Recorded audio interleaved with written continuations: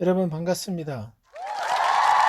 오늘은 2018년 9월 9일 날 싱가포르에서 들려주었던 조세 목사님 메시지를 번역해서 여러분과 나누도록 하겠습니다. 제목, 이 산지를 내게 주십시오 라는 제목이었는데, 번역을 하고 보니까 갈렙의 믿음의 비밀이 숨겨져 있었습니다. 여러분 찬양을 통해서 많이 알고 계시죠? 이 산지를 내게 주세요. 주소서로 그렇죠, 찬양이. 제가 이스라엘도 가봤지만 그 가나안 땅은 상징적인 의미가 있습니다. 약속의 땅 가나안 땅에 가나안 하니까 뭔가 이렇게 환상적인 걸 많이 기대했었는데, 막상 현장에 가봤을 때 가나안 땅은 현재 이스라엘 사람들이 지금 우리 시대의 변화에 맞게끔 많은 도시들이 들어와 있고, 그렇습니다. 그게 보이는 어떤 환경적인 거라기보다는 하나님께서 교훈을 우리에게 주시기 위해서, 물론 그 당시에 이스라엘에게는 가나안 땅이 굉장히 축복의 땅이었고, 여호수아 갈렙에게는 보이는 그 현실 세계의 어떤 목표 지점이었죠. 그러나 하나님은 이 여호수아 갈렙을 통해서 우리에게 말씀해 주고자 하는 의미가 있습니다. 우리의 싸움은 영적 또 전쟁 중에 사실 우리가 있는 거죠. 사단은 늘 승리한 우리의 전쟁을 가지고 계속 방해를 하면서 하나님께서 우리에게 주신 유산을 보지 못하게 하고, 또 우리 삶 속에서 많은 문제들로 인해서 하나님의 약속들을 계속 우리가 소유하고 누리지 못하도록 여러 가지 방해를 주고 있습니다. 그래서 우리가 이런 인생 여정 속에서 계속해서 젊고 또 강하며 믿음으로 충만한 삶을 어떻게 살아야 되는지를 말씀해 주셨네요. 겉으로는 되게 행복해 보이고 또 적극적으로 또 보이는 사람들이 오늘날 참 힘들어하는 것을 보게 됩니다. 또 교회 안에서도 또 예언의 은사를 통해서 각 사람의 외모와 다르게 그 속사람 또 속에 있는 모습들은 굉장히 많이 무너져 있는 것을 보게 됩니다. 오늘날 우리가 살아가는 세상에 우리 각자에게도 위로가 필요하지만, 세상에 두는 가치는 외부에 많이 두죠. 보이는 것들에.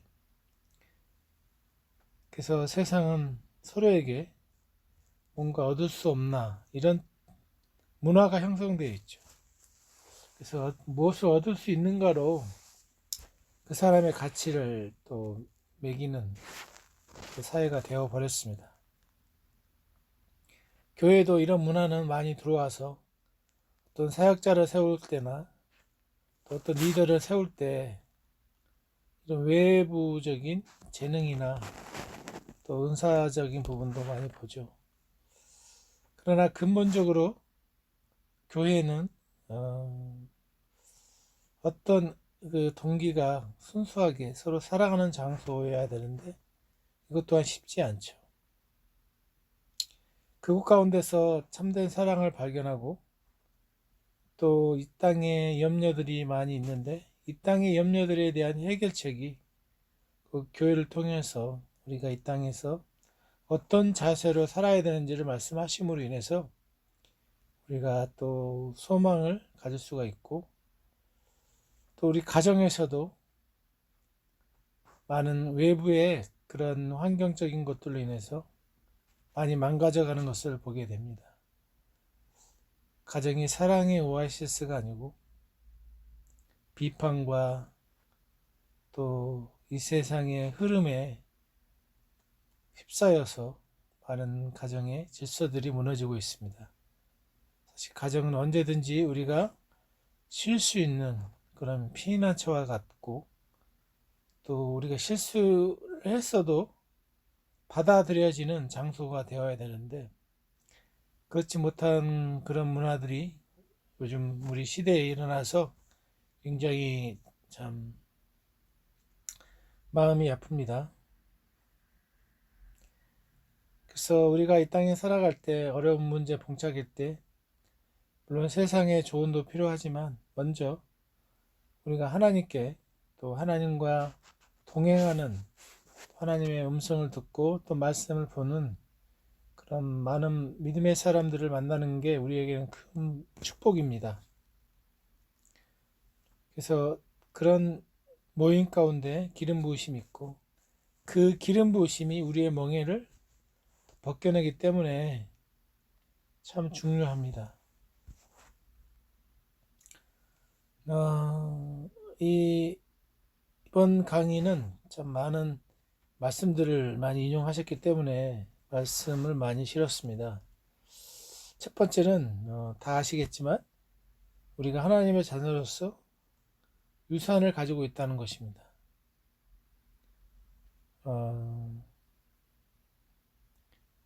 갈라디아서 4장 1절부터 7절까지 읽어드리도록 하겠습니다. 내가 또 말하노니 유업을 이을 자가 모든 것의 주인이나 어렸을 동안에는 종과 다름이 없어서 그 아버지가 정한 때까지 후견인과 청지기 아래 있나니, 이와 같이 우리도 어렸을 때 이 세상의 초등학문 아래에 있어서 종노릇하였더니, 때가 차면 하나님이 그 아들을 보내사 여자에게 나게 하시고 율법 아래에 나게 하신 것은 율법 아래에 있는 자들을 속량하시고 우리로 아들의 명분을 얻게 하려 하십니다. 우리로 아들의 명분을 얻게 하려 하십니다. 이게 굉장히 중요하죠. 너희가 종이 아니고 아들이므로 하나님이 그 아들의 영을 우리 마음 가운데 보내사 아빠 아버지라 부르게 하셨느니라. 로마에서도 나오는 구절이죠. 그러므로 내가 이후로는 종이 아니요 아들이니, 아들이면 하나님으로 말미암아 유업을 받을 자니라. 아멘. 종이 아니고 아들이라고 그랬고, 아들이면 하나님의 유업을 받을 자라는 것, 너무나 귀한 사실입니다. 하나님의 자녀로서 우리의 유업을 아는 것은 매우 매우 중요합니다. 조세 목사님께서 사람들이 자신의 유업을 받지 않고 있는 믿는 사람들의 상태에 대해서 예화를 해주셨는데, 그 볼리비아의 한 노숙자가 있었다고 합니다. 그는 자신이 한 6,000달러를 유업으로 받았다는 것을 알지 못했다고 그러네요. 그래서 경찰이 그 거지가 가지고 있는 문서를 보고 그에게 설명해 주려고 했지만 그는 경찰을 보고 도망갔습니다. 그는 자신이 잘못한 일로 인해 경찰이 체포하려 온다는 것을 온다고 생각해서 도망갔습니다. 오늘날 많은 믿음의 사람들이 그 노숙자와 같다고 말씀하셨는데, 그들은 하나님께서 자신들을 벌하기 위해 쫓아오신다고 생각하거나, 하나님께 내가 다가가면 내 거는 뭘 드려야 된다는 이런 강박관념에 사로잡혀서 하나님으로부터 더 가까이 가는 것보다는 적당한 거리를 두거나 도망간다고. 그래서 그들은 자신의 유업을 소유하지 못하고 있다고 말씀하셨네요. 근데 이 유업을 이을 자는 아들이어야 되고, 또 어렸을 동안에는, 여기서 어렸을 때 어린아이 이 단어는 헬라어에는 그 아들이란 표현이 두 가지가 있는데 네피오스와 후이오스입니다. 어린아이는, 제가 아들이 있지만 그 아이가 어렸을 때는 제 차키를 줘도 운전할 수도 없죠. 그것을 감당하지 못하죠. 아직 어리기 때문에. 그러나 이제 네피오스에서 후이오스, 장성한 아들이 되면 이제 제가 가지고 있는 것을 받을 수 있는 능력이 되어지기 때문에 그것들을 취할 수가 있습니다. 그래서 우리에게 이 아들의 명분을 주셨다는 것은 굉장히 중요하고, 그 아들이 되었다는 것은 그 아버지 유업을 이을 자라는 거죠. 그래서 우리는 더 이상 어린아이가 아니고 이제는 아들로서 이 믿음의 과정을 겪고 있는 것입니다.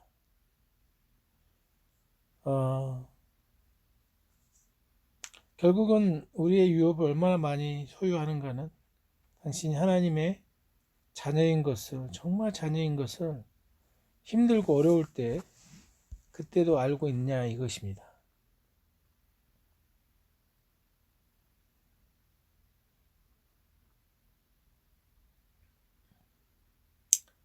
아멘. 주님. 그래서 이제 제자들이 또 기도하는 법을 가르쳐 달라고 했을 때 주기도문을 가르쳐 주셨고, 그래서 제자들은 아픈 자를 치유하고 또 귀신들도 내쫓았습니다. 그래서 이제 또 주님이 또 말씀하셨고, 이제 주기도문 외에 새로운 기도를 알려주셨는데, 그것은 아들의 영을 가진 요한복음 17장의 기도죠.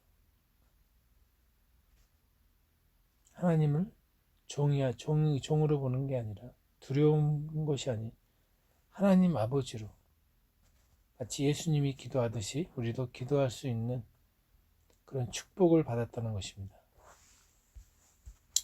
그래서 우리 하나님은 하나님을 아버지로 우리가 인식하기를 원하시죠. 이게 장성한 아들의 큰 축복이 아닌가 싶습니다. 어린아이였을 때는 달라고만 하고 자기 것 위주로 이제 하나님께 접근했다면, 이제는 아버지 아들로서 아버지의 관점으로, 예수님이 아버지를 보았을 때 관점으로 우리가 볼 수 있다는 것입니다. 장성한 아들로서.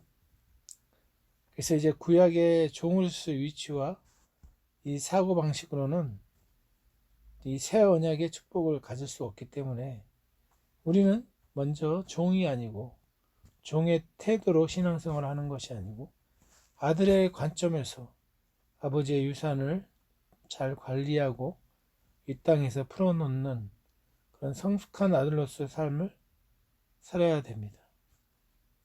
그러므로 이제는 종이 아니고 아들이면 하나님으로 말미암아 유업을 받을 자라고 갈라디아서 4장 7절 말씀하셨죠. 그래서 우리가 소유할 유산은 더 많이 있다는 거죠. 그래서 이 성공한 성도와 패배한 성도를 대조적으로 보여주는 구약의 인물들이 있죠. 아브라함과 롯이 있고, 롯은 의로워졌지만 그는 자신과 자신의 가정의 부정적인 결과들을 처리하는 결국 세상적인 문화와 접촉했죠. 그래서 롯의 이야기를 통해 우리는 이 가정에서 이 세상적인 쓰레기를 더 이상 문화로 정착하지 말아야 함을 배우게 됩니다. 그런 것들은 우리 가정에 실제적인 영향을 끼치고 우리의 가정을 망가뜨리기도 합니다.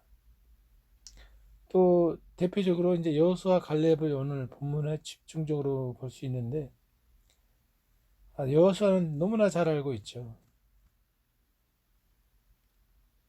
근데 또 그 여호수아 옆에 갈렙은 참 보이지 않게 또 믿음의 길을 걸었습니다. 그는 결코 늙지 않았고 자신의 유업으로 주신 것을 취하는 것을 멈추지 않았습니다.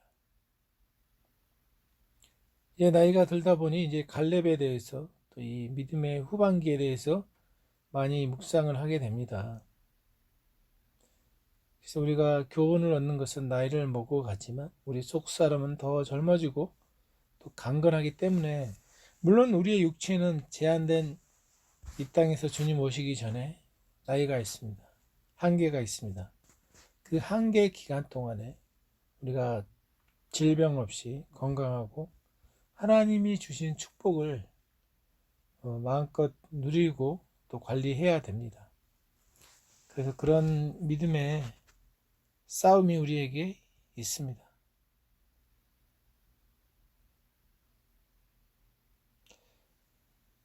게으른 자는 사냥해서 그 잡은 것도 굽지 아니하나니. 잠언 12장 27절 말씀인데요. 여호수아 11장 23절에 보면 이와 같이 여호수아가 여호와께 모세에게 말씀하신 대로 그 온 땅을 점령하여 이스라엘 지파의 구분에 따라 기업으로 주매 그 땅의 전쟁이 그쳤더라. 여호수아 13장 1절 여호수아가 나이가 많아 늙음에 여호와께서 그에게 이르시되 너는 나이가 많아 늙었고 얻을 땅이 매우 많이 남아있도다. 전쟁이 끝났지만 그 땅을 분배해서 취하는 것은 이제 각 지파들에게 남아있었죠. 여호수아가 정말 나이가 늙어서 보니 이제 아직도 얻을 땅이 많이 남아있다는 거죠. 그래서 이제는 전쟁을 통해서 소유를 얻었지만 자신의 것을 하는 것은 또 다른 문제이죠. 오늘날도 많은 사람들이 기독교 서적이나 또 DVD 설교집을 가지고 있습니다. 그래서 그런 사람들은 그 자료를 통해서 자신의 양식으로 또 먹어야 될 부분이 있고 실제 시간이 있어도 게을러서 그런 것들을 자기 것으로 취하지 않는 모습들을 또한 보게 됩니다. 그래서 시간을 내서 우리가 가지고 있는 이 책들과 자료를 통해서 다시 한번 묵상하고 계속 말씀을 집중해서 하나님이 우리에게 주신 모든 땅을 정복했던 여호수아처럼 우리도 우리에게 남아있는 이 인생 시간과 환경 속에서 또 이 교훈을 여호수아와 갈렙의 교훈을 통해서 우리가 소유해야 될 많은 것들이 남아있다는 사실을 인지하기를 하나님은 원하십니다. 그래서 우리가 특별히 이 보이는 환경과 또 보이지 않는 이 혼의 영역에 땅을 소유하지 않는다면 사단이 그 안으로 들어와서 그 영역을 또 차지하려고 할 것입니다. 우리가 하나님께서 주신 이 성숙한 아들의 역할을 맡지 않는다면 자녀들을 또 사단이 괴롭힐 것이고 사단은 또한 미디어나 요즘 유튜브 여러 가지 미디어를 통해서 부정적인 영향을 주고 또 개입할 것입니다. 그래서 우리는 진리 되신 말씀에 우리 자신을 노출시키고 하나님이 이미 우리의 것으로 주신 것들을 나의 것으로 여기는 이 싸움을 계속적으로 해야 됩니다. 그래서 우리의 싸움은 이미 우리의 것인 것을 소유하기 위한 싸움이죠. 그래서 여호수아와 갈렙을 통해서 특별히 오늘 갈렙을 통해서 우리의 젊음과 또 우리의 믿음의 강함을 소유하기 위해서 어떻게 할 수 있는지를 또 말씀을 통해서 보도록 하겠습니다. 여호수아와 갈렙은 한 7살 차이, 별 좀 차이 나지만 이제 나이 늙었지만 갈렙은 젊었을 때 믿음을 계속적으로 가지고 있었습니다. 사실 여호수아는 굉장히 많은 스트레스를 사실 받았겠죠. 그래서 어떻게 보면 그 스트레스로 인해서 지치기도 하고 전체적인 리더의 입장에서 우리가 서보지 않았지만 그만큼의 많은 또 백성들과의 트러블이랑 또 믿는 사람들의 관계 그런 많은 문제들이 있었을 것입니다. 그래서 우리가 동일하게 여러 가지 갈렙 여호수아가 겪었던 그런 문제들이 오늘날도 여전히 있죠. 그러나 그런 환경과 상황 속에서도 우리의 믿음을 유지할 수 있는 법이 있다는 것, 그것들을 오늘 말씀을 통해서 보여주고 계십니다. 너무나 잘 아는 여호수아 말씀 14장 6절부터 13절. 그때 유다 자손이 길갈에 있는 여호수아에게 나아오고 그니 사람 여분네 아들 갈렙이 여호수아에게 말하되 여호와께서 가데스 바네에서 나와 당신에게 대하여 하나님의 사람 모세에게 이르신 일을 당신이 아시는 바라. 내 나이 40세에 여호와의 종 모세가 가데스 바네에서 나를 보내어 이 땅을 정탐케 하였으므로 내가 성실한 마음으로 그에게 보고하였고 나와 함께 올라갔던 내 형제들은 백성의 간담을 높게 하였으나 나는 내 하나님 여호와께 충성하였으므로. 같이 갔던 형제들은 오히려 두려움으로 이스라엘 백성들에게 보고함으로 백성들이 정말 절망에 빠졌었죠. 9절. 그날에 모세가 맹세하여 이르되 내가 내 하나님 여호와께 충성하였은즉 내 발로 밟는 땅은 영원히 너와 내 자손의 기업이 되리라 하였나이다. 내 발로 밟는 땅은 영원히 너와 내 자손의 기업이 되리라 하였나이다. 이제 보소서, 여호와께서 이 말씀을 모세에게 이르신 때로부터 이스라엘이 광야에서 방황한 지 45년 동안 여호와께서 말씀한 대로 나를 생존케 하셨나이다. 85세죠. 오늘 내가 85세로 돼. 모세가 나를 보내던 날과 같이 오늘도 내가 여전히 강건하니 내 힘이 그때나 지금이나 같아서 싸움의 출입에 감당할 수 있으니 그날에 여호와께서 말씀하신 이 산지를 지금 내게 주소서. 당신도 그날에 들으셨거니와 그곳에는 아낙 사람이 있고 그 성읍들은 크고 견고할지라도 여호와께서 나와 함께 하시면 내가 여호와께서 말씀하신 대로 그들을 쫓아내리다니. 여호수아가 여분네 아들 갈렙을 위하여 축복하고 헤브론을 그에게 주어 기업을 삼게 하네. 오늘날 우리가 만나는 환경과 너무나 똑같지 않습니까? 갈렙은 육신적으로는 85세이고 그러나 그의 이 멘탈리티, 정신인 하나님 안에서 담대했고 그 약속을 여전히 소유하고 있었죠. 그러나 밖의 상황은 좋지 않았습니다. 아낙 사람이 있고 그 성읍들은 크고 견고해서 그러나 여호와께서 나와 함께 하시면 내가 여호와께서 말씀하신 대로 그들을 쫓아내리라. 여호와께서 말씀하신 대로 그들을 쫓아내리라. 아멘.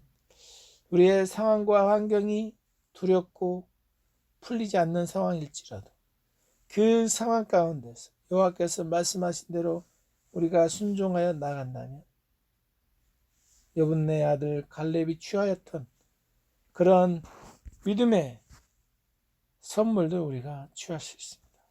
아멘. 갈렙은 분명히 하나님의 말씀을 알고 있었습니다. 많은 하나님의 자녀들이 하나님의 말씀을 모른다고 하시네요. 오늘날도 그렇죠. 그들은 성경을 많이 읽지 않습니다. 설교자들이 말하는 것은 알고 있지만 하나님께서 각자 개인에게 말씀하는 것은 알지 못합니다. 우리에게 너무나 중요한 구절이죠.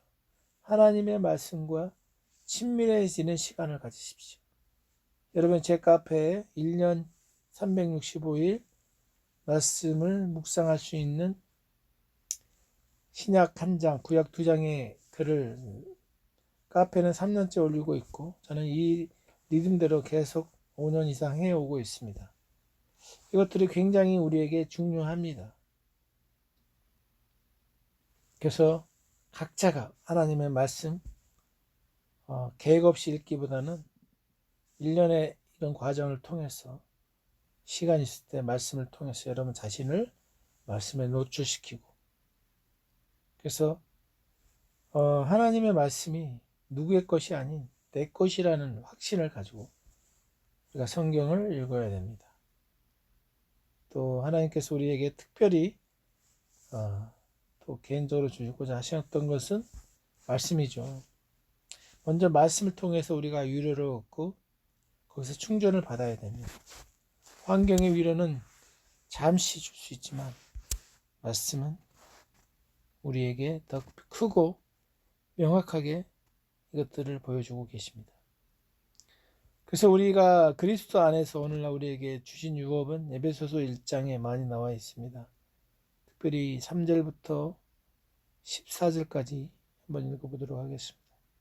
하나님의 뜻으로 말미암아 그리스도 예수의 사도된 바울은 에베소에 있는 성도들과 그리스도 예수 안에 있는 신실한 자들에게 편지한다. 이 에베소서는 기본적으로 이런 후이오스, 성숙한 아들이 된 자들에게 편지한 거죠. 사도 바울이. 하나님 우리 주 예수 그리스도부터 은혜와 평강이 너희에게 있을지어다. 하나님과 예수 그리스도로부터 은혜와 평강이 너희에게 있을지어다. 찬송하리로다 하나님 곧 우리 주 예수 그리스도의 아버지께 그리스도 안에서 하늘에 속한 모든 신령한 복을 우리에게 복 주셨다는 것이고, 곧 창세전에 세상이 태어나기도 전에 생기기도 전에 그리스도 안에서 먼저 우리를 택하셨고 우리로 사랑 안에서 그 앞에 거룩하고 흠이 없게 하시려고 그 기쁘신 뜻대로 우리를 예정하사 예수 그리스도로 말미암아 자기의 아들들이 되게 하셨으니, 하나님의 창세전의 계획은 예수 그리스도를 통해서 하나님의 자녀들이 되어지는 것이었다고 말씀하고 계시죠. 이는 그가 사랑하는 자에서 우리에게 거저 주시는, 무료로 주시는, 대가 없이 주시는 바 그 은혜의 영광을 찬송하게 하려는 것이라. 우리는 그리스도 안에서 그의 은혜의 풍성함을 따라, 나의 어떤 노력이 아니고 그분의 은혜의 풍성함을 따라 그의 피로, 예수님의 피로 말미암아 속량, 죄를 갚았고 곧 죄 사함을 받았느니라. 대신 지불했는 이는 속량을 통해서, 이는 그가 모든 지혜와 총명을 우리에게 넘치게 하사 그 뜻의 비밀을 우리에게 알리신 것이요 그의 기뻐하심을 따라 그리스도 안에서 때가 찬 경륜을 위하여 예정한 것이니, 하늘에 있는 것이나 땅에 있는 것이나 다 그리스도 안에서 통일되게 하려 하심이라. 아멘. 그리스도가 이 모든 것을 정복하시는 그런 날들이 주어지고 있습니다. 모든 일을 그의 뜻의 결정대로 일하시는 이의 계획을 따라 우리가 예정을 입어 그 안에서 기업이 되었으니, 이미 되었다는 것이죠. 이는 우리가 그리스도 안에서 전부터 바라던 그의 영광의 찬송이 되게 하려 하심이라. 그 안에서 너희도 진리의 말씀 곧 너희의 구원의 복음을 듣고 그 안에서 또한 믿어 약속의 성령으로 인치심을 받았으니, 이는 우리의 기업의 보증이 되사 그 얻으신 것을 속량하시고 그의 영광을 찬송하게 하려 하심이라. 그분의 영광, 그분의 의견, 예수 그리스도를 통해서 자녀들이 되는 그분의 이 독사, 이 영광의 뜻이 독사죠. 그 아버지의 계획을 우리가 찬송하는 것이죠. 얼마나 놀라운지. 아멘. 아멘. 주여. 아멘. 모든 신령한 복을 우리에게 주셨습니다. 그분의 사랑 안에서 100% 흠이 없고, 그러기 위해서 우리의 죄를 위해서 그분이 죄의 값을 지불하셨죠. 또 그분의 사랑하신 자 예수님 안에서 받아들여졌다는 거죠. 하나님의 자녀로 받아들였다는 건 엄청난 호의를 받았다는 거죠. 마치 대통령의 아들이 되는 것 이상의 호의를 받는 것이죠. 그래서 에베소서 1장 6절에는 그리스도 안에서 큰 호의를 입고 큰 호의를 입고 있다. 하나님께서는 우리가 하나님 유업에 대해 생각할 때 우리가 사랑받고 있다는 그런 그 아들의 기쁨을 느끼기를 원하시죠. 왜요? 그리스도 안에서 그의 피로 말미암아 속량, 주의 값을 지불하는 이런 놀라운 역사가 있었기 때문에 우리가 죄 사함을 받았다고 했죠. 이 받았다는 말은 시제가 헬라어 시제는 현재 능동 시제라고 하네요.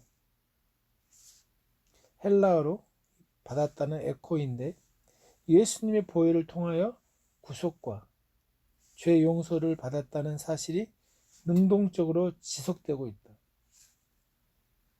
능동적으로 그분에 의해서 계속적으로 우리의 삶이 맞춰져 가고 있다는 것이죠.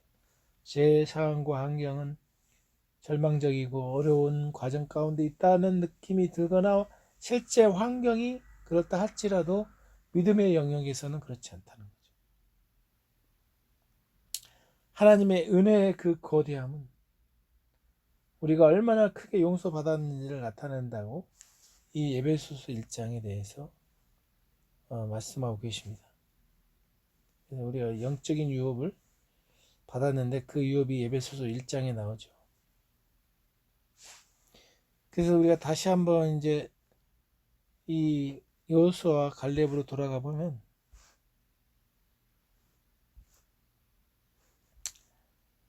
주여, 아까 읽어드렸던 여호수아 14장 6절부터 13절에 나오는 내용인데요. 참 너무 놀라웠습니다. 이 갈렙의 믿음이. 이 갈렙은 나이가 이제 40이 됐을 때, 이 본문에서 나와죠. 자신이 늙어가는 것이 이제는 멈췄다고 고백한 때가 된 것 같아요. 그래서 조세모 목사님도 40을 되돌아볼 때, 자신의 삶을 되돌아볼 때, 그 자신이 이제는 나이가 멈춘 나이로 딱 더 이상 나이를 먹지 않는 나이로 정하라는 얘기죠. 물론 나이는 계속 먹고 있지만 이제는 더 이상 나 늙지 않겠다, 이런 마음의 태도를 말씀하신 것이죠. 저도 이제는 이 말씀을 적용해서 나의 인생의 사고가 전환된 시점이 40세로 이제 세팅을 한번 해보았습니다. 그래서 이제 은혜의 말씀으로 살아가는 내 삶 가운데 하나님의 말씀의 약속을 붙잡고 또 하나님의 말씀을 귀하게 여기며 타협하지 않고 하나님 말씀에 또 적용함으로 그 말씀이 여호수아가 그랬던 것처럼 저도 제 삶 속에서 이제 이런 것들이 경험되어지기를 또한 소망합니다. 여호수아와 함께 갔던 이 사람들은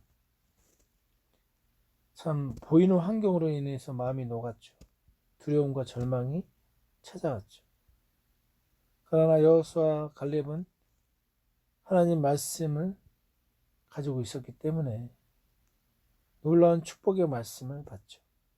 내가 내 하나님 여호와께 충성하였으니 반드시 내 발로 밟는 땅은 우리의 발로 밟아야 할 영역이 있다는 거죠. 영원히 너와 내 자손의 기업이 되리라. 여러분이 영적으로 밟은 땅, 밟은 계시, 그것들은 여러분의 자녀에게 그대로 전달될 것입니다. 그건 누구에게 빼앗기지 않을 것입니다.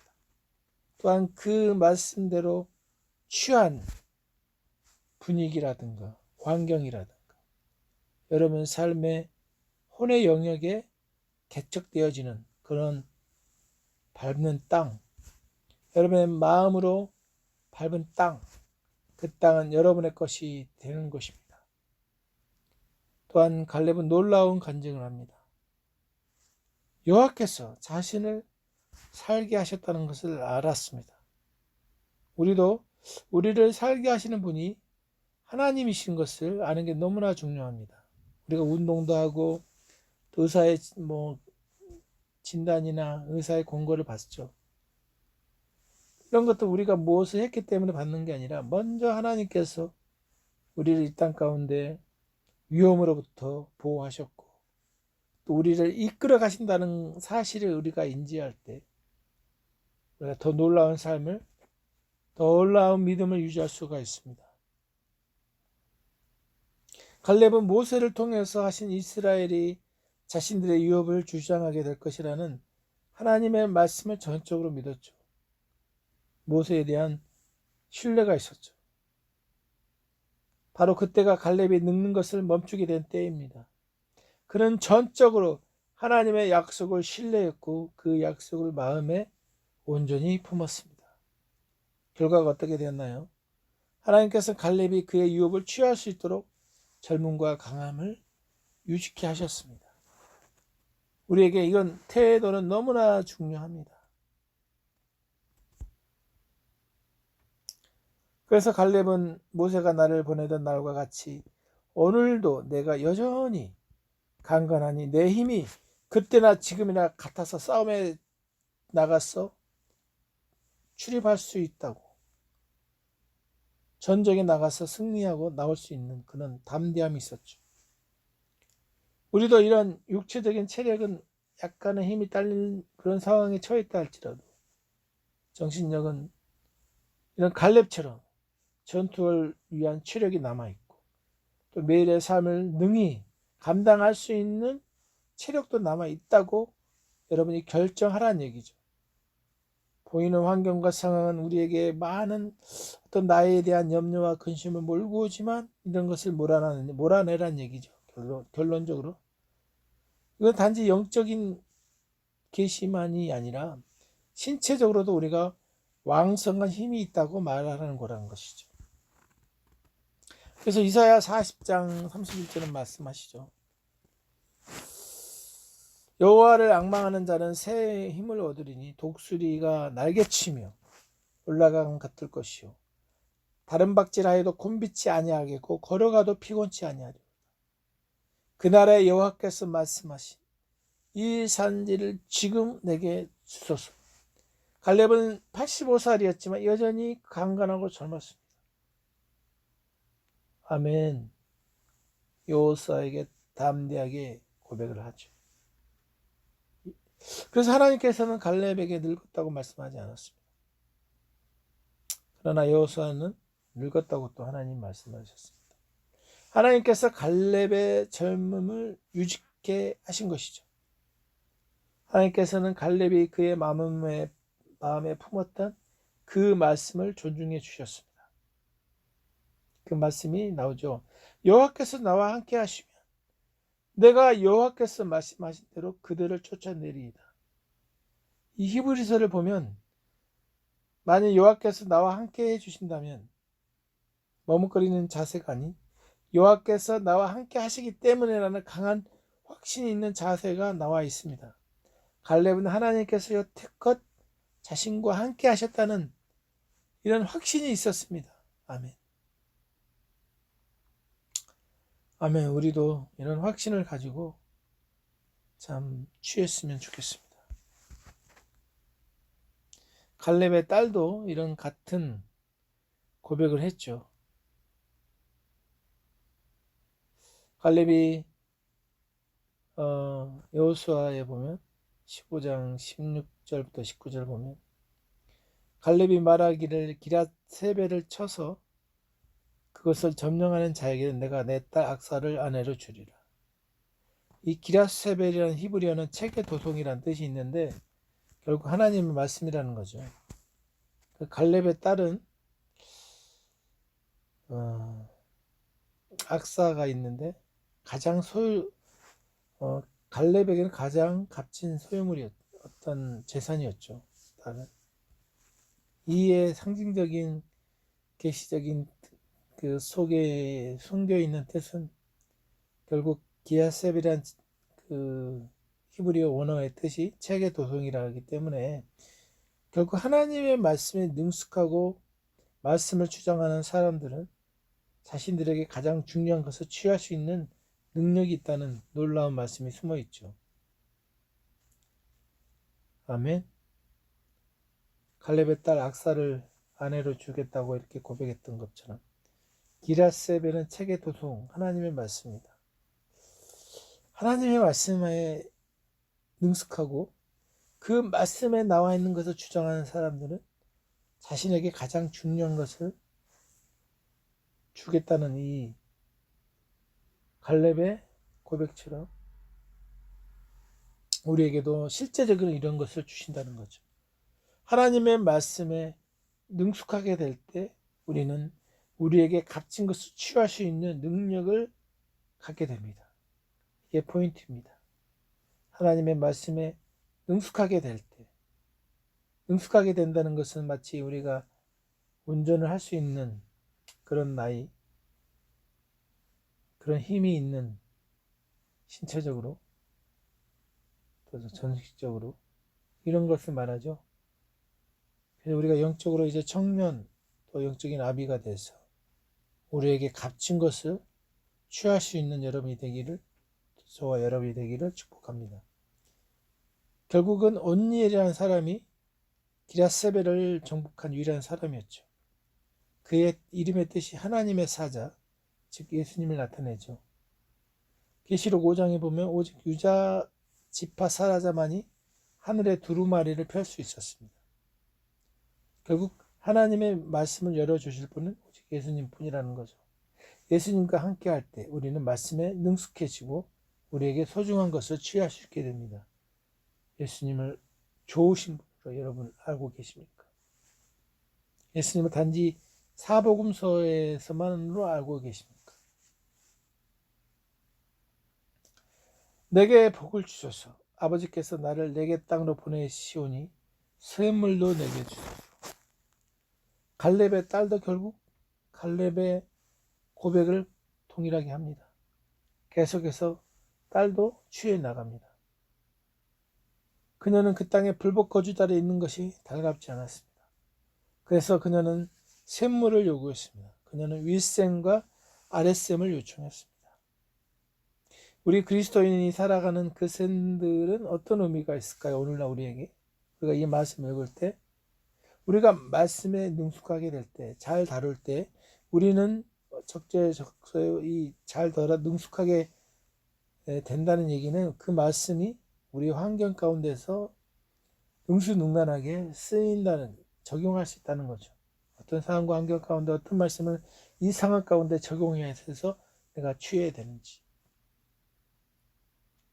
그래서 우리가 말씀에 능숙하게 될 때 우리는 우리의 유업을 취할 수 있는 능력을 가지게 된다고 말씀하셨습니다. 그러나 때로는 하나님의 말씀이 건조하게 느껴질 때가 있습니다. 그럴 때는 하나님께서 우리 위로 임하시는 성령의 기름 부으심, 윗샘은 성령의 위로부터 임하는 기름 부으심을 나타내고, 또 아랫샘은 우리를 인도해 가기 위해서 우리 영 안에서 우리를 인도해 가시는 성령님의 기름 부으심을 상징합니다. 윗샘과 아랫샘. 윗샘으로부터 성령님께서 당신 위로 임하실 때 당신은 예수님의 이름으로 놀라운 역사를 행할 수 있는 능력을 가지게 됩니다. 하나님께서 당신을 부르셔서 맡기신 임무를 수행할 수 있다는 얘기죠. 또 밑에 아랫샘은 매일 이 땅에서 살아가기 위해서 우리 안에서 인도해 가시는 성령님을 우리가 인지할 수 있다는 거죠. 우리는 성령님의 자녀이기 때문에 성령님을 모시고 있습니다. 이것을 알 때 우리는 기쁨으로 이 환경 가운데서 성령님의 그 기쁨을 누릴 수가 있고 함께 할 수가 있습니다. 그분의 인도하심을 통해서 그분의 손길을 알 수가 있습니다. 단지 성령의 비가 내리네 이런 찬양이 그냥 그냥 문자적으로 분위기적으로 드려지는 것이 아니라 삶 속에서 샘으로부터 나오는 생수의 강이 우리에게 흘러나는 것을 볼 수가 있습니다. 결론적으로 이제 우리의 삶 속에서 하나님께서 우리에게 주시는 것을 취할 수 있는 그 비밀은 하나님께서 나를 사랑한다는 사실입니다. 또 대대적으로 신약에서 베드로, 요한을 볼 수 있죠. 베드로는 여러분이 아다시피 예수님을 향한 자신의 사랑을 자신의 의지했던 제자였죠. 그러나 요한은 자신을 향한 예수님의 사랑을 의지했던 제자였죠. 요한복음 21장 20절에서 22절입니다. 베드로가 돌이켜 예수께서 사랑하시는 그 제자가 따르는 것을 보니 그는 만찬석에서 예수의 품에 의지하여 주님을 파는 자가 누구오니까 묻던 자니라. 이에 베드로가 그를 보고 예수께 여짜오되 주님, 이 사람은 어떻게 되겠사옵나이까? 예수께서 이르시되 내가 올 때까지 그를 머무게 하고 할지라도 내게 무슨 상관이 있니? 너는 나를 따르라 하시더라. 참 의미심장한 말씀을 하셨네요. 베드로에게 예수님께서는 너는 나를 따르라고 말씀하셨습니다. 베드로가 돌이켜 예수께서 그의 제자가 따르는 것을 보니 요한은 늘 예수님을 따랐습니다. 요한은 예수님께서 자신을 사랑하는 것을 알고 있었기 때문에 언제나 예수님을 따르고 있었기에 따라야 한다는 말을 들을 필요가 없었습니다. 그러나 베드로는 따라야 한다는 말을 들어야 했습니다. 자, 그렇다면 갈렙은 어떻게 그렇게 전심으로 하나님을 따를 수 있었을까요? 요한처럼 갈렙도 하나님께서 자신을 사랑하시는 것을 인식하고 있었다는 것이죠. 아멘. 참 우리가 이 땅에 살면서 갈렙처럼 또 요한처럼 하나님이 나를 사랑하시는 사실을 말씀을 통해서 유지하고 또 말씀을 통해서 우리의 인생을 컨트롤 하고 또 하나님의 말씀을 능수능란하게 우리가 잘 분별해 나간다면 우리 2019년 이제 12월 참 얼마 남지 않았습니다. 하나님 우리에게 주신 것들을 되돌아보고 우리가 갈렙처럼 우리에게 아직 남아있는 2020년과 그 이후에 많은 것들이 우리에게 유업으로 남아져 있습니다. 올해 취한 것과 또 취하지 못한 것들을 되새겨 보면서 2020년을 여러분 준비하시고 또 2020년에 부어주실 은혜를 기대하게 합니다. 2019년도 마지막으로 우리가 또 취해야 할 영역이 있다면 취하셔서 여러분의 특별히 혼과 또 육체의 환경에 여러분이 취할 영역들을 보시고 부정적이고 또 절망적인 그런 환경을 새로운 기쁨과 희망의 장소로 바꾸시고 또 새로운 비전을 준비할 수 있는 여러분이 되시기를 주님의 이름으로 축복합니다. 아멘.